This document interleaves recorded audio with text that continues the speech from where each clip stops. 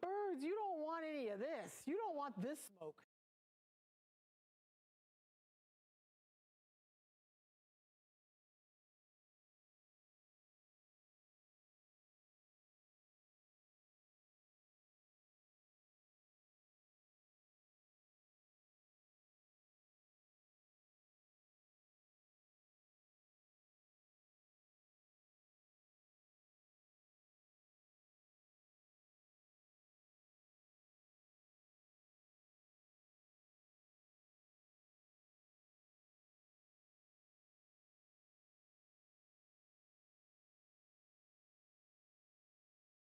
Streaming on clickorlando.com, you're watching News 6 at 10 p.m.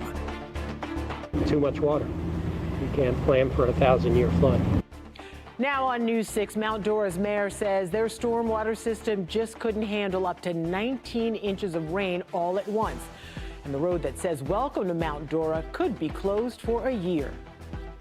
This is what we have to deal with. Now we have to go to 441. Now 46 is closed as well. So it's just been, it's not nice. Not nice. We're not real happy about it at all. And Lake County isn't alone. Roads and homes in parts of Brevard County are also flooded. We got hit with 10 inches last night, so it had been 3 weeks underwater. It questions your resolve.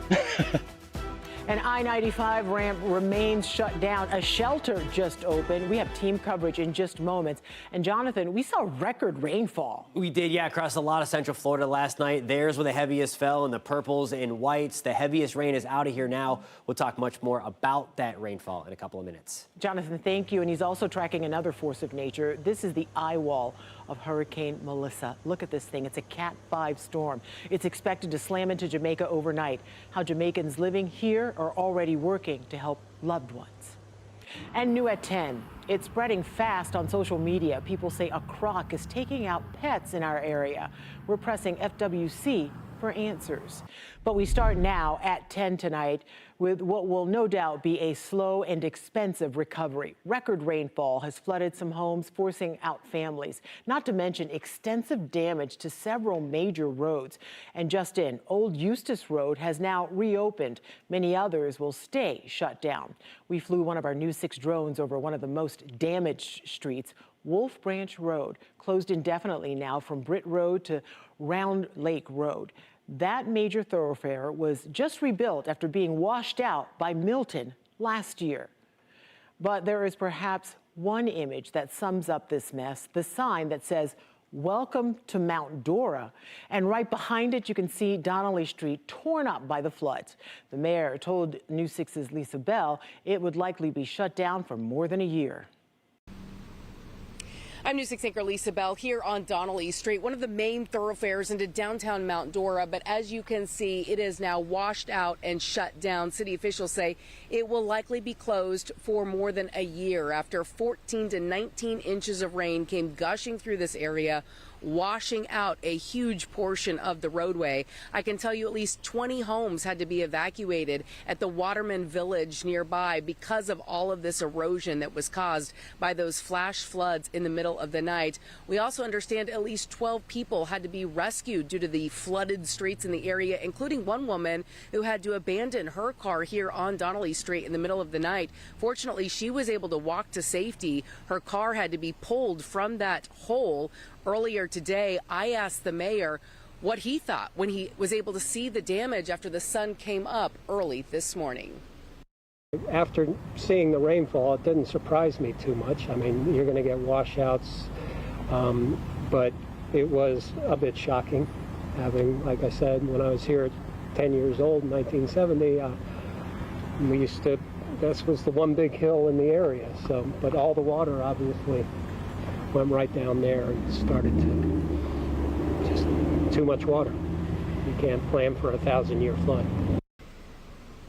Now, again, officials tell us this road and many other roads that have been washed out in Lake County will likely be closed for several months, if not more than a year, because of all the damage here. We also know that there is a boil water advisory in effect for at least the next 48 hours until they can test that water and make sure it is safe to consume. The cleanup just getting underway here in Lake County. Of course, we're going to continue to stay out here, monitor it, and bring you the very latest here on air and on clickorlando.com. Lisa Bell, News 6. All right, we want to take you for a live look. This is downtown Mount Dora, where you can see nobody is out there tonight. They saw 14 inches of rain yesterday. Areas near Eustis saw 19 inches. That broke records. Then more storms struck tonight. Meteorologist Jonathan Kegas is with me now. It's a rare thing to see so much rain fall in such a short period of time. It is, yeah, and that's the thing. It's not. We've certainly seen more rain at times when we're dealing with Tropical Storm Faye comes to mind. Ian comes to mind. 19 inches of rain in 6 hours, though. Wild stuff for sure. And again, these are the totals from just last night. Now, the good news is we didn't have any additional flooding tonight. Most of the heavy rain this evening was south of Orlando and then right along I-95. We did have the heavy rain again in Titusville, but no reports of new flooding. Eustis last night, again, 19 inches. Mount Dora, 17 inches. Titusville, about 15 inches. And again, we got several more inches tonight. This was all induced from a warm front, so not a hurricane, nothing to do with Melissa out in the Caribbean, but that warm front surged north that brought in atypical amounts of moisture for this time of the year, and that also act as the trigger point to get those thunderstorms going. Warm fronts typically act as pathways as well for more development. So with slow-moving storms that kind of built upon each other, we call those training thunderstorms. That's how we were able to wring out so much moisture over the same areas and really not get those moving. Tonight, while the rain was heavy, they were moving much faster because we have a cold front sliding through and we have that northwest wind kind of kicking all this stuff out of here. So much quieter this evening. We will talk much more about what this cold front means for the rest of your week into Halloween, Ginger, coming up at about 10:17. All right, Jonathan, see you there. Thank you. Brevard County was also swamped as more than 15 inches fell in Titusville. And new at 10 tonight, the Red Cross has now opened an emergency shelter to help anyone who has been flooded out of their homes, impacting Titusville, Cocoa, and surrounding areas. That shelter is at the First United Methodist Church of Titusville. Your Brevard County community correspondent, James Sparvero, takes us through several neighborhoods coping with flooding. An off-ramp of I-95 closed because of all this flooding. I'm at I-95 and Garden Street watching these cars creep slowly through very high standing water at the intersection. It's one of many areas Brevard County says was flooded in the last 24 hours after major rainfall. I also got a close look today at Indian River Drive in North Cocoa. Now, in my experience covering storms on this road, I can tell you it doesn't look as bad as Hurricane Irma did back in 2017. I can remember being at an intersection that was completely washed out then.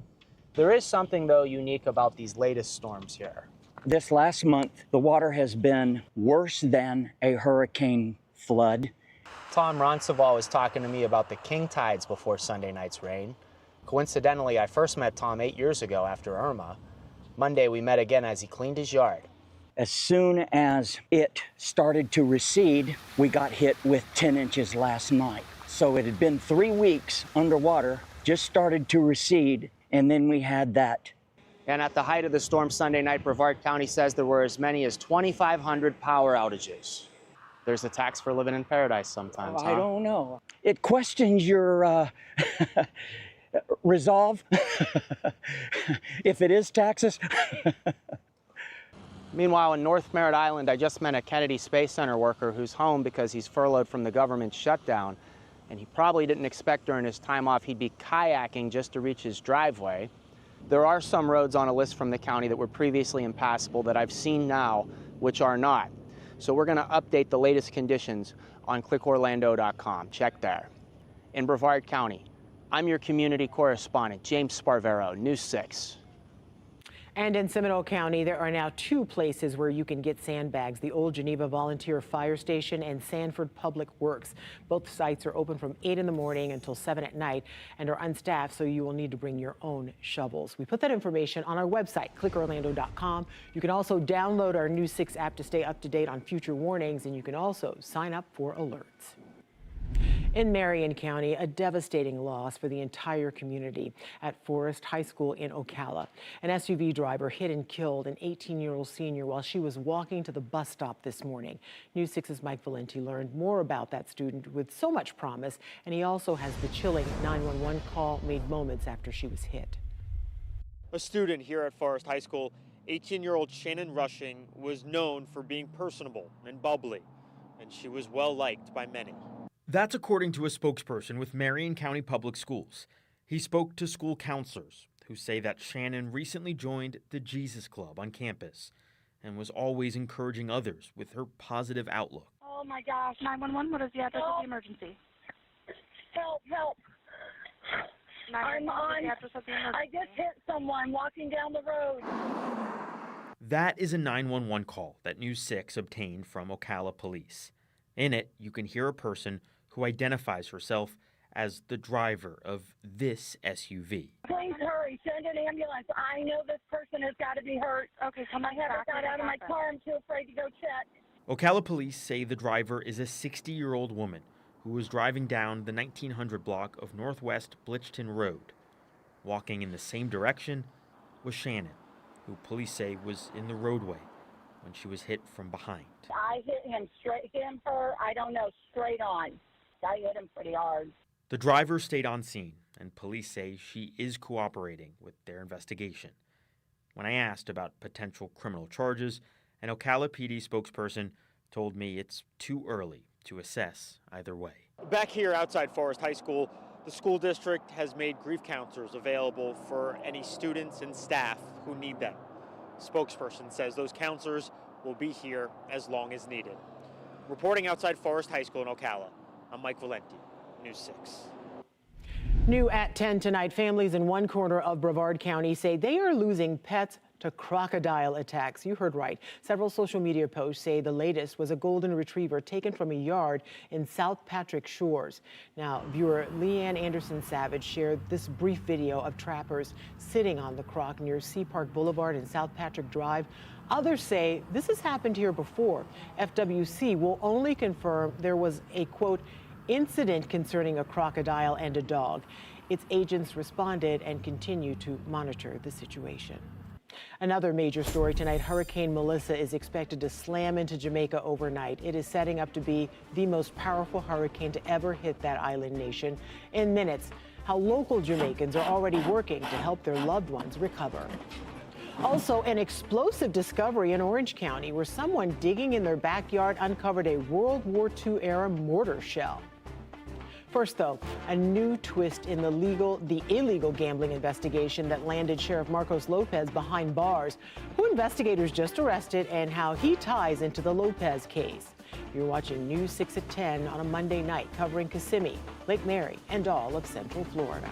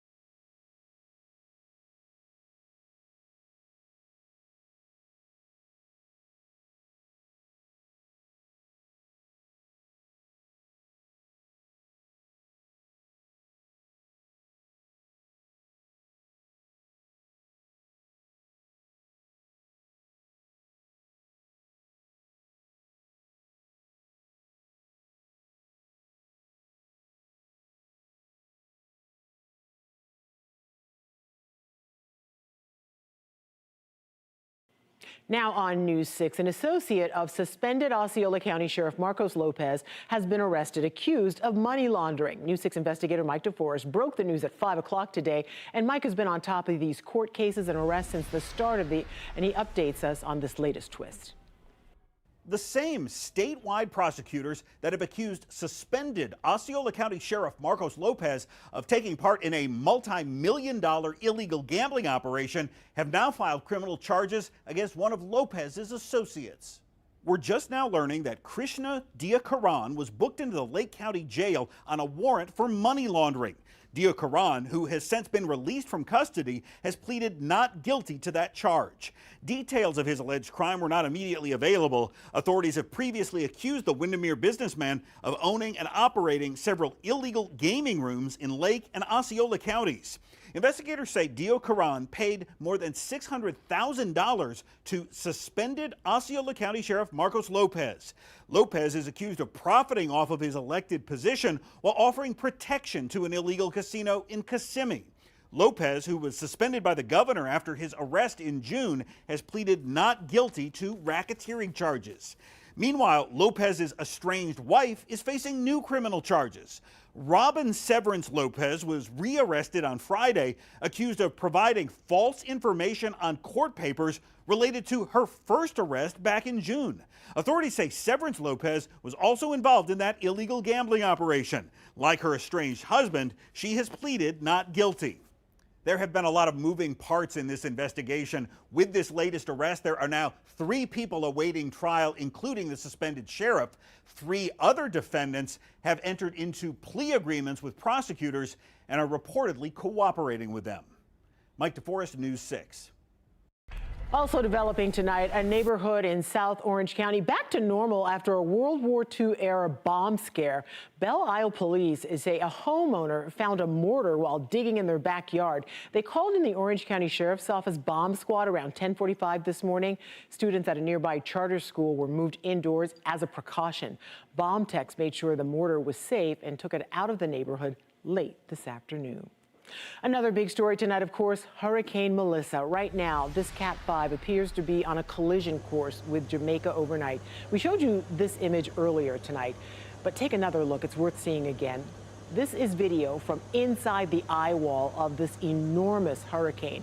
It was taken by an Air Force reservist. Meteorologist Jonathan Kagas says the storm is so powerful, one of the Hurricane Hunter flights had to turn around. I'd never heard of that before, but Jonathan will have the latest advisory and path in just a moment. But with Jamaicans facing the strongest hurricane to ever strike the island, mandatory evacuation orders are in place, and local Jamaican organizations are already working to help family members recover. Your West Orange County community correspondent Tylisa Hampton shows us how. I spoke with those from the Jamaican American Association of Central Florida. They tell me they are deeply concerned about what this hurricane could do to Jamaica. And I also spoke with a woman who is in Jamaica right now. She tells me that she's trying to do everything she can to prepare, but she's not sure if it will be enough. How scary is it? We're all very anxious.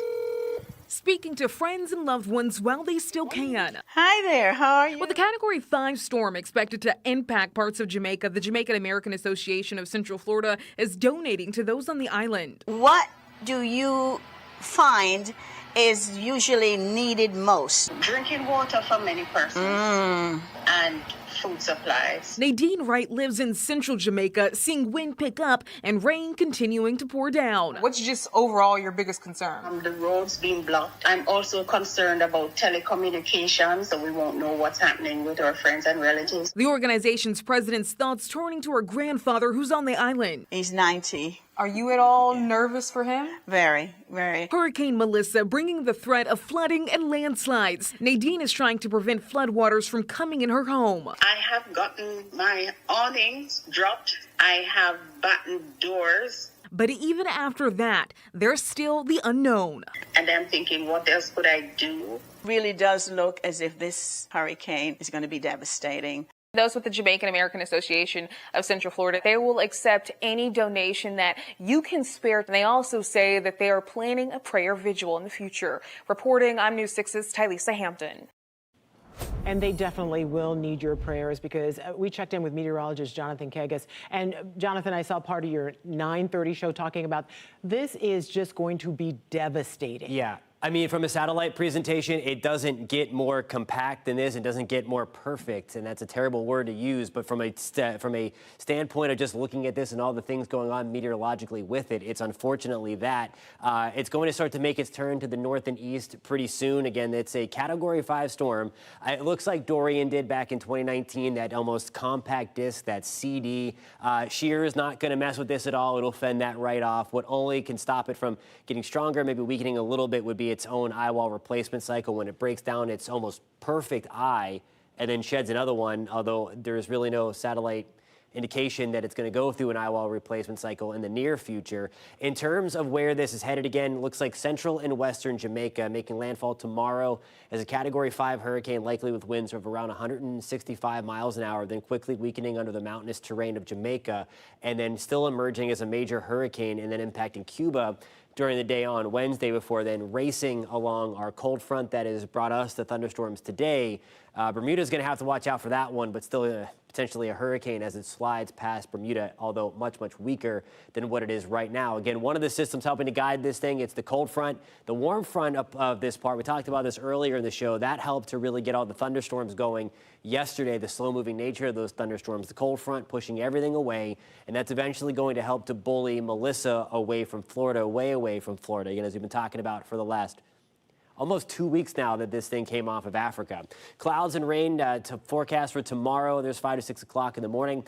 Rain is all out of here. We're going to be watching for a stray downpour or two along the coast. Otherwise, just a mix of clouds and sunshine. As we take a live look in Daytona Beach with air temperatures back to the mid-70s, the breeze out of the south at about 3 miles an hour. We will see that eventually shift as that cold front pushes through. You'll feel the difference with the temperatures cooling off a little bit.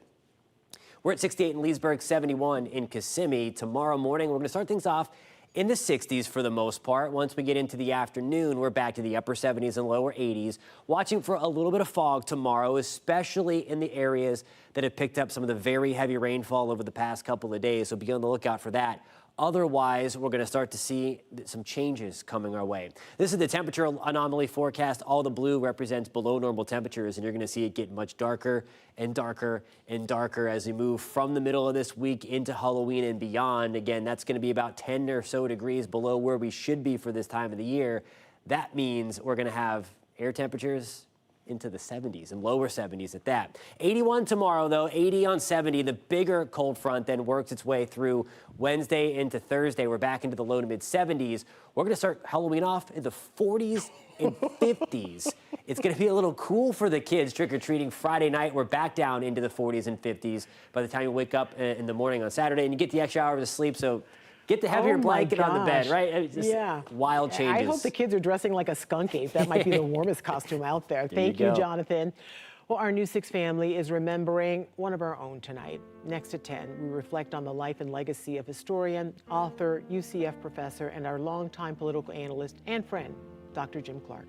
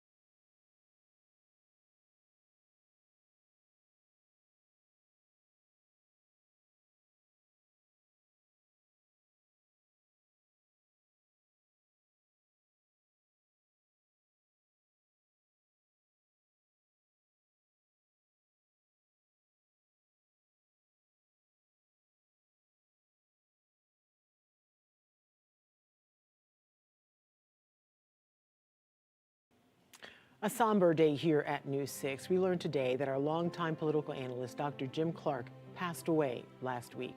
Now, Jim was not only a senior lecturer in the history department at the University of Central Florida, but also a beloved mentor and a friend to so many of us here. And if you ask anyone on the News 6 team, they'll tell you how much Jim's insight and kindness touched their lives. This morning, our guest, Dr. Jim Clark, UCF history professor, News 6 political analyst. Great to see you, sir. Good to see you, sir. Jim Clark was a familiar face on News 6. I would text him or send him an email and essentially say, I'm putting the bat signal up. That meant I need Jim Clark to come in and talk politics. Anybody who was touched by any controversy lost. Remember, he inherited huge inflation. The Florida Supreme Court has the power to take them off the ballot. He was more than just an expert. He was also part of the News 6 family. Jim Clark, thank you so much. We appreciate you. My son was born 2 years ago. He did send me a card, and it touched me greatly. It was unexpected. We talked about family. We talked about how his family was doing, how my family was doing. He loved being a grandpa. It's one of his favorite things, and he would often show me pictures. And his son, he was so proud of his son being an ESPN analyst. His son, Kevin Clark, made this post on social media today, saying in part, I lost my dad. Jim Clark was an old school newspaper man and a legendary UCF history professor. He loved UCF so much, and he cared so much about the university and wanted to get that name out. Jim started at the University of Central Florida as an adjunct professor in 1986. He was amazing. He could hold a room. He would normally have 300 or more students a semester in his classes. To keep 300 freshmen interested in history for 3 hours at a time that Jim did is just incredible. Jim Clark was an institution here. In that time, he wrote 10 books, including Presidents in Florida, and most recently, A History Lover's Guide to Florida. He was just a nice guy to be around, and we're going to miss him.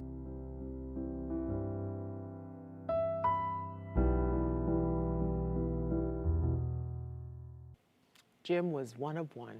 Dr. Jim Clark was 78 years old. We'll be right back.